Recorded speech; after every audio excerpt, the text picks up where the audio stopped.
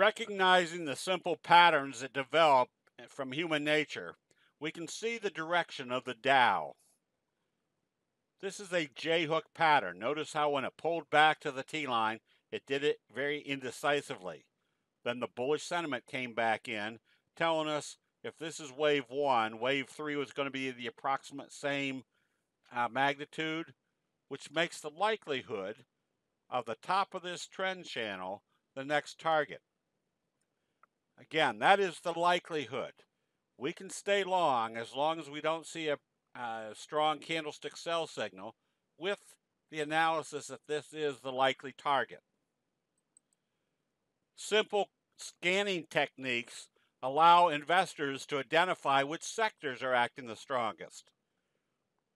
The oil stock sector is coming back because we can see that oil prices, the September crude prices, have done a left-right combo and starting to trade back up above the T-line, making the potential of coming back up to test this level likely.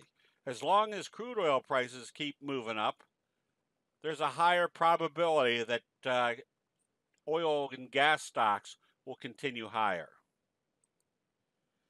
Adding very simple technical analysis visually on a chart allows a candlestick investor to get into situations or positions at the appropriate time. As illustrated in the ADMA chart, you had a fry pan bottom. You had a doji right here at the 50-day moving average, right about where the fry pan bottom started. The very simple doji rule. It's usually going to move in the direction of how they open after a doji. The fact that they gapped this one up, a lot of people say, oh, I don't want to be chasing this. The candlestick investor realizes this is your strongest bullish signal, called a best friend signal, doji followed by a gap up, which also tells us they're probably breaking out of this fry pan bottom, and you can see how it's breaking out of this downtrending channel. Candlestick analysis is merely the graphic depiction of what's happening in investor sentiment, and it usually allows an investor to hit high probability, high profit trades right at the appropriate time. Knowing the expected results, we can see gap ups like an AMD, where they did a kicker type signal, gapping up, breaking through this downtrending channel, telling us we've got a highly probable trade setup of a wave one, wave two, now a kicker type signal taking us into wave three.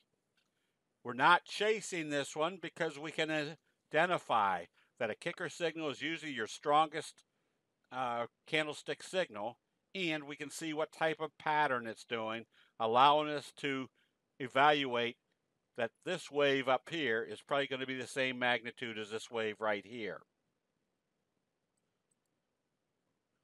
Recognizing a kicker signal or a gap up through a resistance level using candlestick signals allows investors, whether you're buying the stock or options, to have the ultimate timing of getting into positions.